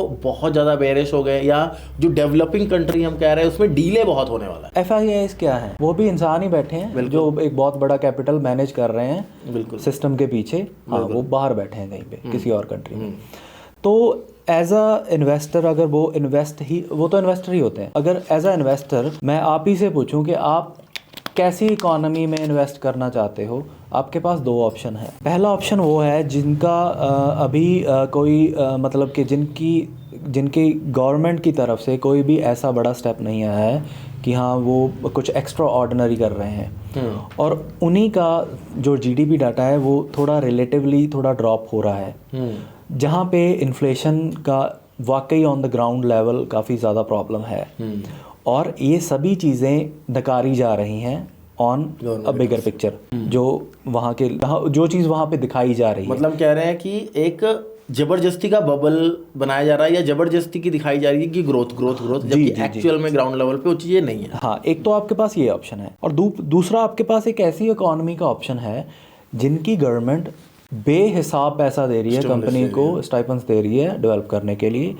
जिनका जीडीपी इतना ग्रो होने के बाद भी ग्रोइंग नेचर में है, और जो वर्ल्ड लीडर्स हैं अपने जो चीज़ों को वो बनाते हैं अपने एक्सपोर्ट्स में, जो चीज़ें वहाँ बनती हैं, जिस प्राइस में बनती है, उनका कोई कॉम्पिटिटर है ही नहीं, और आने वाले टाइम पे वहाँ पे कॉम्पिटिटर हो भी नहीं सकता। तो आप एज आ इन्वेस्टर कहाँ पे इन्वेस्ट करोगे? एग्जैक्टली यहाँ पे वही हो रहा है। अभी कोविड के बाद क्या थी सिचुएशंस, हम ये कह सकते हैं कि मार्केट्स ओवरसोल्ड थी। वो तो जो वो सेल ऑफ हुआ था वो ग्लोबल सेल ऑफ हुआ था। बिल्कुल। उस सिचुएशन पे हमारा इंडिया का इकॉनमी था वो किसी और जगह पे खड़ा था। अभी हम ये नहीं कहते कि कोविड कल की बात है, 5-6 साल हो चुके हैं उस चीज़ को। तो ये 5-6 साल में हमारी इकॉनमी में काफ़ी कुछ चेंज हो चुका है, काफ़ी चेंजेस हो चुके हैं। तो अब उनको बेनिफिट कहीं और दिख रहा है। पहले क्या थीम चल रहा था? Sell China buy India. अब सेल इंडिया बाय चाइना या बाय जापान या वही ईस्ट एशियन कंट्रीज। तो मैं तो इसका कारण यही समझता हूँ कि FIIs का यही है। बाकी FIIs को हम ये थोड़ी कह सकते हैं कि ये जानबूझकर कुछ शॉर्ट कर रहे हैं पैसा कमाने के लिए या कुछ भी, क्योंकि वो तो इन्वेस्टर है, वो ट्रेडर थोड़ी है हमारी तरह। मैंने 9:15 बजे पोजीशन बना ली, 3:30 बजे काटनी है, ये काम थोड़ी करते हैं वो। बट जिस कंट्री में अभी पैसा जा रहा है, लाइक हम जापान डिस्कस अगर कर रहे हैं, तो वो भी कहीं ना कहीं ओवरबॉट जोन में तो जाएगा। जैसे हम ओवरसोल्ड जोन में जा रहे हैं, तो कहीं ना कहीं वो भी ओवरबॉट जोन में जाएगा। तो अभी जैसे आपने ट्रेडर वाला एग्जांपल दिया, तो वो वहां से इतना जल्दी बट शिफ्ट नहीं करेंगे, उनको पता है रिट्रेसमेंट आएगी और फिर चलेगी। तो वो उनका ओवरबॉट हम देखो अभी हम उनको इतना देखते भी नहीं डीपली कि उनका ओवरबॉट रीजन क्या है, क्योंकि एक स्टॉक को हम ओवरबॉट तब कहते हैं कि जैसे कि उनका जो बैलेंस शीट है वो उसके स्टॉक के प्राइस को डिफाइन नहीं कर रहा। एग्जैक्टली। तो हम उसको कहते हैं ये ओवरबॉट या ओवरसोल्ड है। अब वहाँ के बैलेंस शीट्स क्या कहते हैं, उनका एक्सपोर्ट कितने परसेंटेज पे बढ़ रहा है, उनका इकॉनमी किस हिसाब से ग्रो कर रहा है, उनका मार्केट कहाँ कहाँ पे है, कितना उनका इन्फ्लुएंस है ग्लोबल मार्केट्स में, तो हम वैसे तो उनको कह सकते हैं कि हाँ ये ओवरबॉट है या ओवरबॉट नहीं है। हाँ कहीं पे जाके किसी पॉइंट पे तो जाके सब कुछ ही ओवरबॉट होगा, बिल्कुल सब कुछ ही हो जाएगा। लेकिन उनका ये नहीं फंडा होता, जैसे कि हम सिंपली ये फंडा थोड़ी ना है कि हमें वहाँ इन्वेस्ट करना है जो ग्रो करेगा। हमें सिर्फ एक अपॉर्चुनिटी देखनी है कि क्या ग्रो, सस्टेनेबिलिटी चाहिए, क्या ग्रो हो सकता है, क्या ग्रो नहीं हो सकता। बाकी हम अभी डॉलर INR प्राइसेस भी देख रहे हैं, वो भी कितने नीचे आ गए जी, वो भी बहुत इम्पैक्ट करता है इन सब चीज़ों को। हाँ इसमें एक पॉइंट और मैं ऐड करना चाहूँगा, जो ग्रोइंग इकोनॉमीज होती हैं वो अपना अपना करेंसी होता है उसको डेप्रिशिएट करते हैं जानबूझ के करते हैं। ठीक है, जैसे इंडिया का अभी डेप्रिशिएट हो रहा है, या इंडिया कह सकते हैं बहुत लोअर लेवल पे आ गई है। अभी चाइना की एग्जांपल ले लो, चाइना ने अपना करेंसी जानबूझकर डेप्रिशिएट किया था जब वो बहुत ज़्यादा ग्रोथ में थे। उससे क्या होता है कि कंट्री को एक्सपोर्ट करने में बहुत हेल्प मिल जाती है। जो एक्सपोर्टर्स होते हैं उनको ज़्यादा बेनिफिट मिल जाता है उस चीज़ से जब उनकी करेंसी ज़्यादा डिवैल्यू होती है। तो अगर हम इसको इस पर्सपेक्टिव से देखें कि इंडिया का जो रुपी है वो कुछ ज़्यादा डेप्रिशिएट हो रहा है, लेकिन वो इतना ज़्यादा भी नहीं होता जितना अब हमारा हो रहा है। अब एक होती है ना सेफ जोन, उसके बाद एक आती है कॉशियस जोन, उसके बाद एक आती है डेंजरस जोन। अब हम कॉशियस से डेंजरस की तरफ बढ़ रहे हैं। तो काफ़ी फैक्ट्स होते हैं इकोनॉमी में कि क्या चल रहा है क्या नहीं चल रहा। तो उस हिसाब से अभी तो मेरे को यही चीज़ दिख रही है ऑन एंड ऑन, अगर सारी चीज़ का निचोड़ बताऊँ तो, कि वहाँ पे आगे और दिख सकती है। हाँ वहाँ पे कुछ ज़्यादा अपॉर्चुनिटी दिख रही है ग्लोबल जो इन्वेस्टर्स हैं उनको। तो एक अगर मोटा मोटा हम देखें तो आप ऐसा भी कह सकते हैं कि हमारा जो भारत का इकोनॉमी है, जो चीज़ें पिक्चर दिखाई जा रही है वो एक्चुअल नहीं है, और भी परेशानियां आगे आ सकती हैं जी, जिस तरीके से कर्जा है, जिस तरीके से चीज़ें हैं, है ना। बाकी इन्फ्लेशन इसमें बहुत बड़ा रोल प्ले करता है, जैसे कि CPI डाटा आता है, इंटरेस्ट रेट डिसाइड होते हैं। जैसे हमारे यहाँ पे तो चलो ऑलरेडी बफर में रहते हैं। क्या रीज़न है बेसिकली यार क्यों इन्फ्लेशन इतना हाई होने का? इन्फ्लेशन ज़्यादा हाई होने का वैसे ग्लोबली तो इसका रीज़न यही था कि लोगों के हाथ में पैसा ज़्यादा आ गया था, क्योंकि वहाँ ने बांटा बहुत गया था पैसा ड्यूरिंग द कोविड टाइम। तो उसकी वजह से उनका बाइंग कैपेसिटी ज़्यादा, वो किसी भी भाव पे चीज़ें बाय कर रहे थे, जिससे इन्फ्लेशन हाँ वो हो गया। तो मेनली तो वही रीज़न था। अब इंडिया में मल्टीपल रीजंस हो सकते हैं। वैसे ही अगर आप डीप इकोनॉमिक्स में जाओगे तो काफ़ी रीज़न इफ़ेक्ट करते हैं इन्फ्लेशन के, लेकिन जो ग्राउंड पे इन्फ्लेशन होता है वो मैं ये कहूँगा it is almost double then the data जो हमें शो होता है। फॉर एग्जांपल अगर डाटा हमें कहता है कि 5% इन्फ्लेशन है, तो अगर आप उसको ग्राउंड लेवल पे कंपेयर करोगे तो वो 10 से 11% होता है। अब आप किसी एक छोटी से छोटी चीज़ का प्राइस आप उठा एक साल में कितना चेंज हुआ वो एक साल में कितना चेंज हुआ वो उठा के देख लो, कितनी महंगाई। उसके हिसाब से आपको ये भी देखना पड़ता है कि इनकम कैसी हुई, हाथ में पैसा था नहीं था, तो काफ़ी चीज़ें डिपेंड करती हैं। हाँ, लेकिन ये ज़रूर है कि ग्राउंड पे इन्फ्लेशन बहुत ज़्यादा होती है as compare to the bigger picture जो हम देखते हैं। एक चीज़ और यहाँ मेरे माइंड में आ रहा है, जैसे इंडिया की अगर हम बात कर रहे हैं, या हम जो मिडिल क्लास है, या जो बेसिकली मैं तो मानता हूँ यार एक गरीब है एक अमीर है, तो जिनके पास एक्स्ट्रा खर्च करने को पैसा नहीं वो अलग है। बट अगर आप इंडिया के मार्केट्स में चले जाओ, जैसे कि दिल्ली के किसी बाजार में चले, मैं बेसिकली कह रहा था वैसे तो कहा जा रहा है पैसा नहीं है, यहाँ आगे पता लगता है कितना पैसा है लोगों को, परचेजिंग चल रही हैं, चीज़ें चल रही हैं, तो गरीब और गरीब होता जा रहा है। एक ऐसी कैटेगरी है जो बेचारे घर से बाहर भी निकल पा रहे हैं, एक मूवी देखने के लिए भी उन्हें 4 बार सोचना पड़ता है, लेकिन फिर भी हर मूवी अंधा पैसा बना रही है। तो इसके पीछे का बेसिकली क्या रीज़न पड़ रहा है? क्या जो नहीं ग्रो कर पा रहे हैं या जो नहीं कमा पा रहे हैं उनका पर्सनल अपना खुद का उनकी गलती है, या वो जो थोप रहे गवर्नमेंट के ऊपर या किसी और के ऊपर वो सही है? ये बेसिकली मेरा क्वेश्चन जो है ना, वो मिडिल क्लास गरीब और गरीब होता जा रहा है, अमीर और अमीर, इसके पीछे का रीज़न क्या है? इसके पीछे का रीज़न मेरे को तो यही लगता है कि जो अमीर हो रहा है वो इस वजह से हो रहा है कि उसके पास जो अपॉर्चुनिटी है और पैसा कमाने की, उसको जो चीज़ें वो ऑलरेडी कर रहा है उसके बिना जो एक्स्ट्रा जो चीज़ें उसको सौंपी जा रही हैं। अभी मैं यहाँ पे अगर मैं डिटेल में नाम बताऊँगा ना, तो कि एक आदमी है, उसके पास मान लो पूरे देश की गैस है, घर का LPG लगा लो, जनता अपने आप नाम गेस कर लेगी। नहीं, मैंने LPG कहा है, मैंने नहीं, वो आदमी का नाम नहीं ले रहे, गैस वाले का नाम अपने आप गेस कर लेगी। अब उसके पास गैस है, ठीक है, तो उसको दिख रहा है कि यार एक और बंदा है जो इसी तरह का कोई और मटेरियल है, मान लो पेट्रोल डीजल है या क्रूड ऑयल है, वो उसमें उसकी मोनोपोली है और वो आगे आ सकता है। अब जिसके पास ऑलरेडी मोनोपोली है, उसके पास पैसा है, उसके पास ये पावर भी है कि वो उससे उसका बिजनेस भी परचेज कर सकता है, या फिर कुछ ऐसी चीज़ें कर सकता है टेक्निकली या फिर कैसे भी अनएथिकली, कि वो उसको भी जो पहले सिर्फ गैस होल्ड कर रहा था वो अभी LPG वो दूसरा पेट्रोलियम भी करेगा। उसके बाद उसको अपॉर्चुनिटी दिख रही है कि यार अभी सोलर का काफ़ी चल रहा है अच्छा काम, तो किसी और का मोनोपोली होने से पहले मैं इसको भी अक्वायर कर लेता हूँ या अडॉप्ट कर लेता हूँ, ये कैप्चर कर लेता हूँ। अब ये इजी नहीं होता, ये दोनों चीज़ें तीनों चीज़ें करनी ये इजी नहीं होती। हाँ, ये तब इजी हो जाता है जब आपके पास रिक्वायर्ड अंधा पैसा कह सकते हैं, अंधा पैसा और एक एडिशनल हेल्प हो किसी थर्ड पार्टी से, कि आपको वो चीज़ें अनएथिकली या एथिकली करने में प्रोवाइड करवा दे या आपके लिए इजी हो जाए। एक तो ये तो बड़ी पिक्चर पे फंडा हो गया। अब छोटी पिक्चर पे अगर हम देखें तो देखो ग्रोथ तो है। पहले अगर एक फैमिली के पास उसके 2 बच्चे थे, जैसे हम अपने से ऊपर वाली अगर कैटेगरी को देखें तो वो एक घर में रहते थे, अब दोनों बेटों की शादी हो गई, दोनों अपने अपने घर में रहते हैं, तो मतलब वो ग्रोथ तो किए हैं ऑब्वियसली, चाहे वो उन्होंने घर कैसे भी बनाया या कुछ भी किया, तो ग्रोथ तो है। लेकिन वो गरीब और गरीब होता जा रहा है, इसको डिफाइन ये कि उसकी कैपेसिटी तो उतनी ही है। मान लो आप इसको सिंपल शब्दों में ये लो कि आप ये देखो कि इन्फ्लेशन तो बढ़ रहा है, ठीक है, इन्फ्लेशन सबसे ज़्यादा इफेक्ट उसको करता है जो हैंड टू माउथ है। इनकम तो उतनी ही है, लेकिन खर्चा बढ़ता जा रहा है। खर्चा लिमिटेड होने के बावजूद भी बेसिक चीज़ों का भी बढ़ता जा रहा है। तो अगर आप कंपेयर करोगे कि हमारे देश में कितने लोग हैं जो अपनी सैलरी पे डिपेंडेंट हैं, तो उनकी सैलरी तो बढ़ी नहीं पिछले 5 साल में, 10 साल में, 20 साल में उतनी जितना इन्फ्लेशन बढ़ गया।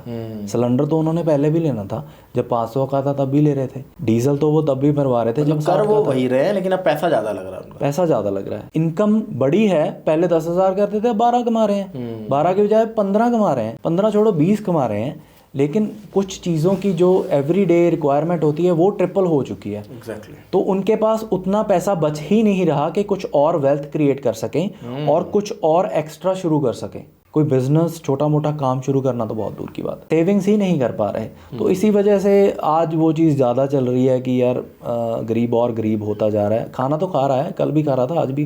गरीबी का मतलब ये थोड़ी है कि वो उसको अब खाना भी नहीं मिल रहा। चलो कुछ ऐसा कि भी कह सकते हैं कि उनकी जो माइंडसेट है जो बेसिकली नहीं ग्रो कर रहा है। मेरे हिसाब से मैंने जैसे स्टार्टिंग में बताया, अमीर और गरीब दो डेफिनेशन है, और वो भी इंसान नहीं है, मेरे हिसाब से माइंडसेट है।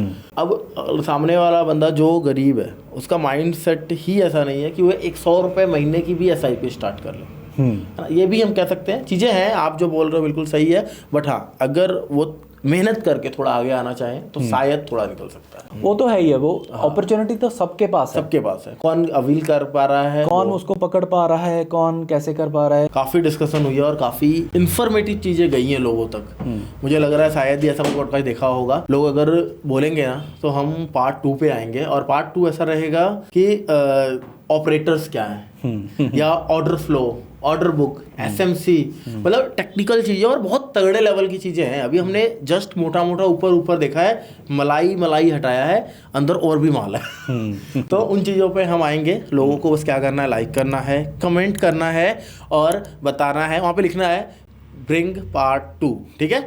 चलिए, सो अभी नेक्स्ट मेरा जो क्वेश्चन है ना वो ऐसे है कि आने वाले टाइम में जिस तरीके से हमने अभी कुछ दिन पहले एक आर्टिकल देखा, उस आर्टिकल में क्या था कि एक्सचेंजेस की वॉल्यूम्स जो हैं वो ड्रॉप हुई हैं, डाउन हुई हैं अप्रॉक्स 30% के।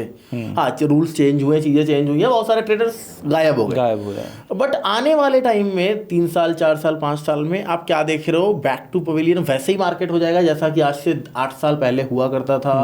ट्रेडर्स कम होंगे, ज़्यादा होंगे, या रियलिटी लोगों को पता लग जाएगी, यूट्यूबर्स जो हैं आजकल वो गायब हो जाएंगे, कितने रह जाएंगे, क्या कुछ समझ रहे हो आप मार्केट? हाँ, उसके लिए मैं ये समझ रहा हूँ कि अगर ये चीज़ें हम अब देख रहे हैं कि हाँ कम हो गए यार, इतने ट्रेडर्स कम हो गए हैं क्योंकि रूल चेंज हुए, ये सब चीज़ें, बिल्कुल, तो ये कम नहीं हुए हैं, एक्चुअली ये फिल्टर हुआ है।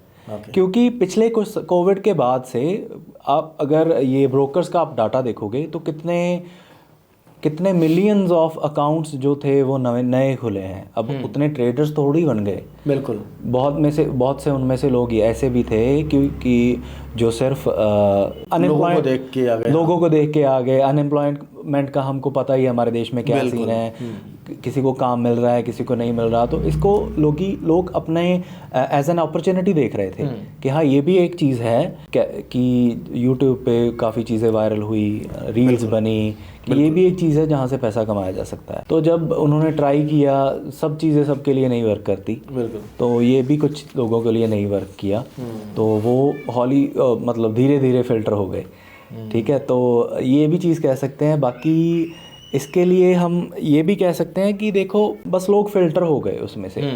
और उसके बाद मैं एक और चीज़ देखता हूँ कि लोगों ने जो मार्केट देखी है वो मैक्सिमम उन्होंने एक फेज देखा है bullish, highly bullish market. Exactly. Covid के बाद मार्केट गिरा, उसके बाद जितने लोगों ने जिस भी प्राइस पे जो भी खरीदा उसमें उनको प्रॉफिट हुआ। और कोई भी स्टॉक को हाथ लगा लो, किसी भी स्टॉक को उठा लो, कुछ भी उठा लो आप। हाँ, जो सर्किट वर्किट वाले हैं वो तो चलो उनका पता ही है हमें, लेकिन उसके बिना जो मैक्सिमम था वो रिटर्न बहुत अच्छा मिला है। तो उस वजह से ये भी चीज़ें काफ़ी जगह मैंने पढ़ी है, कई आर्टिकल्स पढ़े हैं इसके रिलेटेड, कि जो लोग अपने ट्रेडिशनल बिजनेस में थे उनके पास कुछ सेविंग्स थी, या उनका कुछ अपना बिज़नेस को एक्सपैंड करने के लिए उन्होंने कुछ कैपिटल साइड में रखा हुआ था। उन्होंने ये सिंपल चीज़ देखी कि यार मैं अगर अपने बिज़नेस को ही एक्सपैंड करता हूँ तो मेरे को साल का इतना रिटर्न मिलता है, लेकिन उससे ज़्यादा तो मेरे को निफ्टी दे रहा है। एग्जैक्टली। तो उन्होंने वो भी अपना पैसा मार्केट में इन्फ्यूज़ किया। कईयों को क्या, सबको पता ही है हमें किस प्राइसेस पे वहाँ से लेके मार्केट अभी कहाँ तक आके रुका था जहाँ हाई बना है, तो काफ़ी अच्छा बेनिफिट हुआ। अब जब मार्केट का दूसरा फेज शुरू हुआ है वो हाई लगाने के बाद, तो ये सब इससे मतलब रूबरू हुए हैं जब नई चीज़ों से, तो ये एक्सपेक्टेड भी नहीं था, अभी अच्छा ऐसा भी हो जाता है। तो वो पैसा भी लोग अपना निकालना शुरू कर रहे हैं। जो कुछ ट्रेडर्स थे जो वॉल्यूम लेके आए थे वो भी धीरे धीरे फिल्टर होना शुरू हो गए। तो ये सब मतलब जैसे हम देखते हैं स्ट्रेट लाइन में तो चलता नहीं ग्राफ, बिल्कुल कोई भी चार्ट नहीं चलता। बिल्कुल। तो ये मार्केट का भी वही है सीन, जो भी नए लोग आए थे, मार्केट ऊपर गया, उन एक्टिविटी बढ़ी, तो अब थोड़ा रिट्रेसमेंट ले रहा है। वैसे चलता रहेगा, ये नॉर्मल ही है। और भी मतलब आगे जाके फिल्टर होते हुए हम देख सकते हैं। फेस है, हर तरह का फेस आता है मार्केट में। अब थोड़ा वैसा फेस चल रहा है। हाँ, ऐसा नहीं कह सकते कि ख़त्म ही हो जाएगा, ये तो पता ही है हम सबको। तो कुछ ऐसा नहीं है, जस्ट एक फेस है, रिकरेक्ट हो रहा है, रिट्रेसमेंट हो रही है, इसके बाद फिर हो जाएगा ठीक। ऐसा टाइम भी आ सकता है, अभी जैसे आप बोल रहे थे कि जो भी स्टॉक उठा लो चल रहा था, अब एक टाइम ऐसा आ जाएगा इंडेक्स बढ़ रहा है, ऊपर जा रहा है, बट मैं जो स्टॉक लिया वो तो बेचारा या तो नीचे जा रहा है या चल ही नहीं रहा है। वो टाइम भी आ जाएगा। मतलब पहले क्या था कि स्टॉक सिलेक्शन का टेंशन ही नहीं था, कुछ भी उठा लो, चक्कर ही नहीं था किसी भी। अब ये टाइम आने वाला है जहाँ पे आपको स्पेसिफिक स्टॉक्स को सिलेक्ट करके बाय करना पड़ेगा। असली इन्वेस्टमेंट का जो स्किल है वो अब यूज होगा। हाँ, अभी देखो एक मैं और चीज़ आपको बता रहा हूँ। लोग ट्रेडर बन रहे हैं, लोगों को पता चल रहा है कि डोजी क्या होता है, पर लोगों को ये नहीं पता चल रहा कि ईबिट्टा क्या होता है। फंडामेंटल्स का लोगों को बिल्कुल भी नहीं पता। अगर आपने इन्वेस्ट करना है, आप एक इन्वेस्टर हो, आप बनना चाहते हो, तो आपको बैलेंस शीट पढ़नी आनी चाहिए। ROI, ROC सब कुछ आपको पता होना चाहिए। क्या है क्या नहीं है, कंपनी कैसे ग्रो कर रही है, इनकी बैलेंस शीट क्या बोल रही है कि मेरे में इन्वेस्ट करो या ना करो, वो नॉलेज है नहीं। उसके रिलेटेड अगर आप YouTube पे भी देखोगे तो आपको बहुत कम वीडियोस मिलेंगे, और अगर बना भी दोगे तो लोग देखना नहीं चाहते। यार ऐसा कुछ बताओ कि अभी लिया, अभी बढ़ गया, पैसा बन गया, खत्म। 15 मिनट 15 रुपए वाला ये स्टॉक जाएगा जी 5000, वो चीजें लोग देखना चाहते हैं। Exactly. लोग ये नहीं देखना चाहते कि यार चलता कैसे है, क्या चीज़ है। तो हाँ, ये फिल्टर वही है जी। अब ये फिल्टर होंगे जिनको कुछ, हाँ ऐसे बस वही चीज़ है। नए लोग जुड़ेंगे भी, ऐसे हटेंगे भी, कुछ लोग अवेयर होंगे, सीखेंगे, समझेंगे, है ना, चीज़ें तो चलती रहेंगी, जो फेस है वो चलता रहेगा। चलो संदीप भाई, काफ़ी इंटरेस्टिंग रहा। अगर आपको लग रहा है इंट्राडे ट्रेडर्स को या फिर जो ट्रेडिंग कर रहे हैं उनको कुछ ऐसा बता सकते हो आप जिनसे उनकी ज़िंदगी ना थोड़ी आसान हो जाए और 2025 में वो एक ट्रेडर बन जाए, वो आप उनको गाइड कर दीजिए और उसके साथ हम पूर्ण विराम लेंगे। मेरा सजेशन यही रहेगा सबके लिए कि अगर आप ट्रेडर हो, या आप अपने आप को कहते हो कि मैंने ट्रेडर बनना है, या आप इसको as a future, as a career आप देख रहे हो, तो आप अपने आप से पूछो कि आप इसको कितना टाइम देते हो। 9:15 बजे से लेके 3:30 बजे तक तो हर कोई बैठा रहता है लैपटॉप के आगे। उसके बाद आप कितने चार्ट देखते हो? कभी आपने निफ्टी के सारे चार्ट्स को कभी आफ्टर मार्केट खोल के देखा भी है कि कौन कहाँ पे चल रहा है, कौन कहाँ पे नहीं चल रहा? या फिर सिर्फ निफ्टी 50 ट्रेड करनी है जी, हमको बैंक निफ्टी का ट्रेड चाहिए, CPE बता दो, हमने वो करना है, उसके बिना हमें कुछ नहीं करना। तो मैं सिर्फ यही सजेशन दूंगा कि अगर आप कुछ करना चाहते हो, आप मतलब चाहते हो कि सीरियसली हाँ मैं इस चीज़ को बिल्ड करना चाहता हूँ, तो आपको इसको सीरियसली लेना पड़ेगा, आपको लिखना पड़ेगा स्टॉक्स के बारे में। आपको जब तक निफ्टी 50 के सारे स्टॉक्स के चार्ट्स 1 डे के 1 आवर के आपको अपने दिमाग में नाम लेते ही बन नहीं जाता ना, करेक्ट, जब तक आपके दिमाग में, तब तक आप यही सब स्ट्रगलिंग में ही रहोगे। सही कह रहे हो। आपको जस्ट करना कुछ नहीं, एक दिन में दीपक भाई 30 मिनट से 45 मिनट लगते हैं। सही बात। आफ्टर मार्केट सही बात। आप 5 बजे बैठो, 5:45-6 बजे तक आप फ्री हो जाओगे, सारे चार्ट्स आप देख लोगे, उसमें से आपको कम से कम 3-4 स्टॉक ऐसे मिल जाएंगे जो आपके पैटर्न के हिसाब से चल रहे होंगे। आपको बस उनको लिखना है, उनको टेस्ट करना है और अपने आप को पक्का करना है। ट्रेड कर लो, एक सिंगल स्टॉक ले लो यार, सिंगल स्टॉक ले लो, ट्रेड कर लो।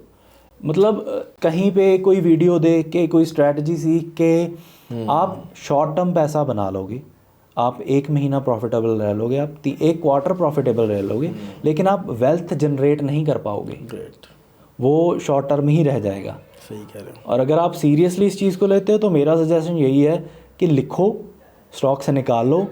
आफ्टर मार्केट आप जितना काम करते हो वो आपकी असल मेहनत है। ड्यूरिंग द मार्केट आप चार्ट देख रहे हो, प्राइस मूव हो रही है, कैंडल बन रही है, चार्ट देख रहे हो मतलब ट्रेड ढूंढ रहे हो, वो आप ट्रेड ढूंढ रहे हो। हाँ, कुछ मिल जाए, कहीं पैसे बन जाए चार। Exactly. जो आप मार्केट ख़त्म होने के बाद देख रहे हो वो आप असली मेहनत कर रहे हो। तो मेरा तो यही सजेशन रहेगा कि चार्ट्स देखो, जितने ज़्यादा देख सकते हो। अपने साइकोलॉजी आपकी टाइम से बनेगी, एक्सपीरियंस से आपकी साइकोलॉजी स्ट्रांग होएगी, उसके बाद आपके जो पैटर्न्स हैं, आप जिस स्ट्रेटजी पे काम करते हो वो आपकी टाइम से बनेगी, लेकिन आपको हर रोज़ उसमें कुछ ना कुछ डालना पड़ेगा। बिल्कुल सही, अपना टाइम डालना पड़ेगा। ग्रेट संदीप भाई, लिटरली काफ़ी अमेजिंग रहा और काफ़ी अच्छा लगा, बहुत अच्छा रहा। तो गाइस अगर आपने ना ये पूरा पॉडकास्ट नहीं देखा है, आगे पीछे करके यहाँ तक पहुँच गए हो ना, तो trust me this is the real gem. आपको एक बार तो पूरा पॉडकास्ट वॉच करना चाहिए। थैंक मी लेटर आप बाद में बोलोगे कि दीपक भाई थैंक यू आपने बोला, क्योंकि जो ऐसी ऐसी चीज़ें डिस्कस की गई है ना जो नॉर्मली डोमेन में नहीं पढ़ा है यार, लिटरली नहीं पढ़ा है, जो इकोनॉमी के बारे में। और आप अगर एक ट्रेडर बनना चाहते हो, आप कहोगे कि यार मैं तो ट्रेडर बनना चाहता हूँ, मुझे क्या लेना देना इन चीज़ों से। नहीं, आप कॉन्फिडेंट तभी होगे, आपको कॉन्फिडेंस तभी आएगा जब आपको सारी चीज़ें पता होंगी। अगर मैं किसी के सामने कुछ बोल रहा हूँ, उसने कुछ पूछ लिया, मेरा तो सर नीचा हो जाएगा यार। और अपने आप में आपको पता होना चाहिए पर्टिकुलर चीज़ें क्या हैं, कैसे वर्क कर रहा है, हमारे देश में चीज़ें कैसे चल रही हैं। सिर्फ ट्रेडिंग करके अगर आप सोच रहे हो आप वेल्थ क्रिएट कर लोगे, नॉट पॉसिबल। आपको स्टॉक्स, आपको इन्वेस्टमेंट, आपको मोनोपोली बिजनेस, आपको मल्टी बेगर स्टॉक्स कैसे चुने। अब अगर मैं सारे सेक्टर के दिग्गज उठा लेता हूँ, HDFC बैंक, रिलायंस, पैसे बनेंगे नो डाउट, बट क्या ऐसा होगा कुछ काम मतलब जादू कि एकदम से मेरा स्टॉक 2000% रिटर्न दे रहा है, 10,000% रिटर्न दे रहा है? शायद ना हो। हमें ढूंढना पड़ेगा मल्टी बेगर, हमें उसके ऊपर काम करना पड़ेगा, चीज़ें देखकर एक्सपीरियंस करके समझ में आएंगी। तो कोशिश करते रहो। हम invest for wealth, Deepak Kumar आपके सपनों को सपोर्ट करता है। मिलते हैं किसी और वीडियो में, जब तक के लिए जय हिंद, जय भारत। जय